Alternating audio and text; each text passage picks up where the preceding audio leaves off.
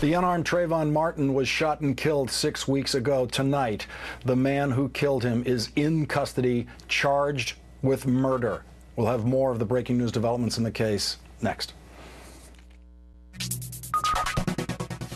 We're back with more on what is now the case of Florida versus Zimmerman. Joyanne Reed, tomorrow, take us through this public steps that we will see in these proceedings. Okay, Lauren, so tomorrow George Zimmerman will have his first hearing before a judge here in Seminole County at the Seminole County Courthouse at 1:30. That's the first time we'll actually see him in a courtroom. And that'll be televised.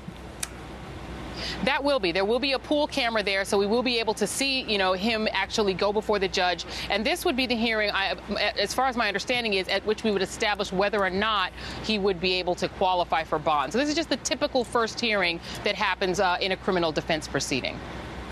Mark Thompson, in everything that this story, all the developments of the day, what for you is the thought you're left with at the end of watching everything that happened today, all of the press conferences, the sequencing of everything, this drama as it unfolded?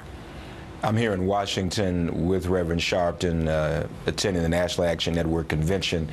He was having a press conference approximately in the 2 o'clock hour this afternoon with Trayvon Martin's family and Attorney Crump.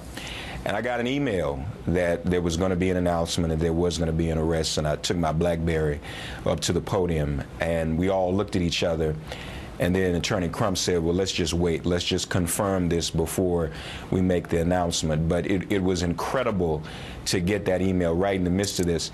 I tell you what I'm feeling, and it goes to what Eric Holder said and what Charles was saying a moment ago. We all have done something great and beautiful here, I think. Sometimes the simplest thing is the most beautiful thing. All we have tried to do, all we've ever wanted to do, is to defend the life of an unarmed, innocent child. We only ask that Zimmerman be arrested.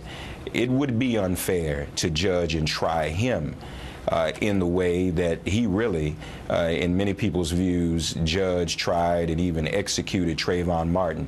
We have not only stood up for justice, but we have in some way defended Trayvon Martin. We've stepped in the shoes of his parents.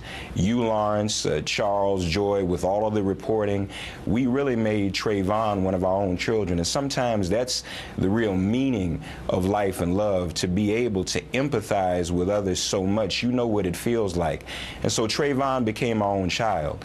And so in defending him and standing up for him, we've done something for all of our children. We've reclaimed, in many ways, especially those of us who are African-American parents who have to have these talks with our children, we've reclaimed our adulthood, our parenthood, and for many of us as black men, our manhood. Charles Blow, as a journalist, you've worked this case very hard, and as a father of a teenage son, I just want to get your personal reaction, your gut. What hit you when you saw that news today? The charge is murder in the second degree. 2 teenage sons. If I had hair, it would all be gray. But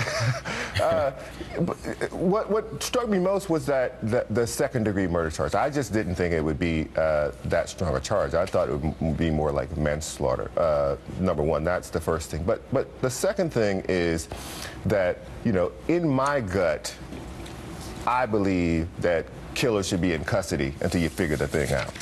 Mm-hmm. The fact that a person is allowed to basically, shoot and kill someone, walk out of a police station on the weight of their own word before an investigation is completely finished, and then we have to, figure out if you can then be brought back into custody, struck me as wrong and did not seem to me to be an equal application of the law and of justice.